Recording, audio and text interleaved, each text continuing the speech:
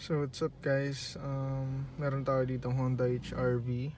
Dito may problema tayo, may lumalabas na engine oil replacement due soon. So kailangan natin alisin yon pagkatapos lang natin mag-change oil. So ganito lang yung proseso niya. So kailangan mo, first thing, yung susi ilalagay mo lang dito. Push start tayo, hindi na tayo so keyless entry na tayo. Then, ang gagawin mo is don't press the brakes kapag pipindutin mo yung engine start button. Okay, ayan. Kasi, pag pinindot mo aandar. So, hindi naman kailangan na maandar pag magre-reset tayo. So, pipindutin mo lang siya without pressing the brake. Okay, pipindutin mo siya isa.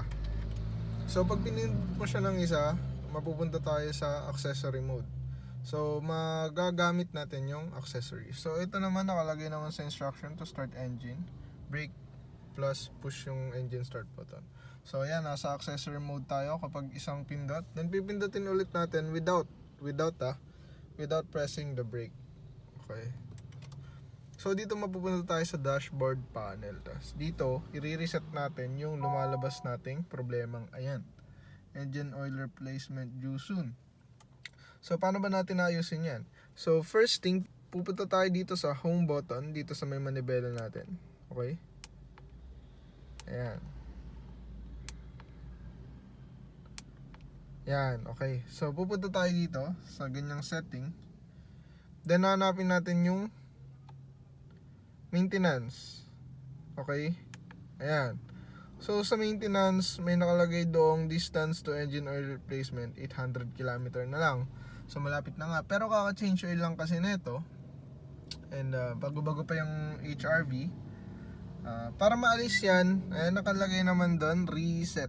Pipindutin mo lang yan ng medyo matagal, siguro around 10 seconds to 15, I don't know exactly, pero pindutin lang natin ng medyo matagal. So pipindut na ako, hintayin natin kung mawawala. Okay, napindot na ako.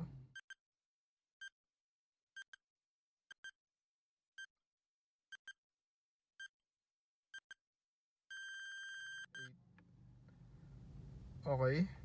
So, ayan, may lumabas na ganyan.